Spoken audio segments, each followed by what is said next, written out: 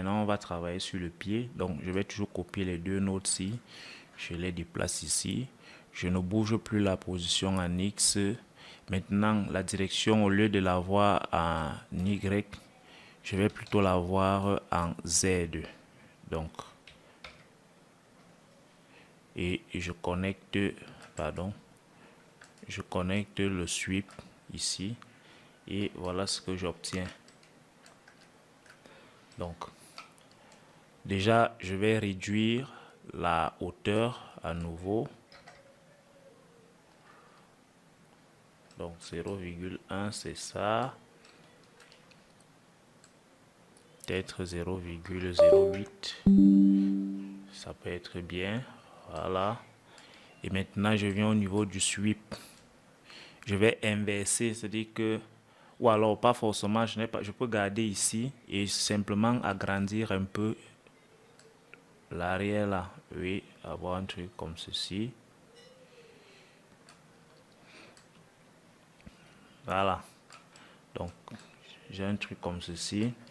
Et maintenant ce que je vais faire, c'est créer une box. Donc tab et je fais box.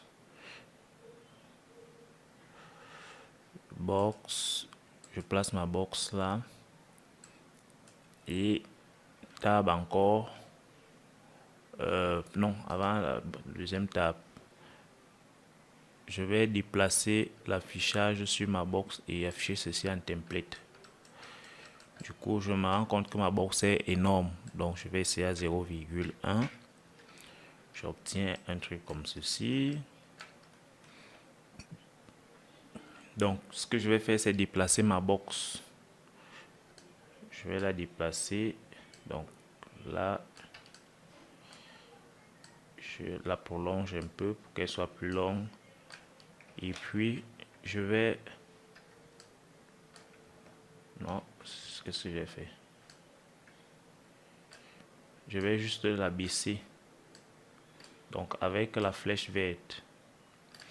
Barre d'espacement B, je vais mettre en vue de profil.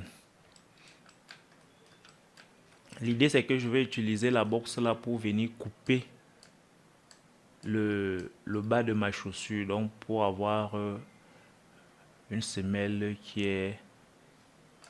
En fait, pour avoir le plat en bas là. Donc, c'est ce que je fais. C'est pour ça que je fais toute cette manip. Donc, dès que j'ai placé ma box, ouais, je la place de manière à ce que ça puisse couper vraiment le bas de ma chaussure. Dès que j'ai ça, je fais barre d'espacement B pour revenir en perspective. Et je vais venir sur... je vais revenir sur Tab et je vais prendre un boolean. Un boolean. Donc, le boolean, je vais connecter le pied, donc le sweep mesh là, à la première entrée. Et je connecte la box à la deuxième entrée.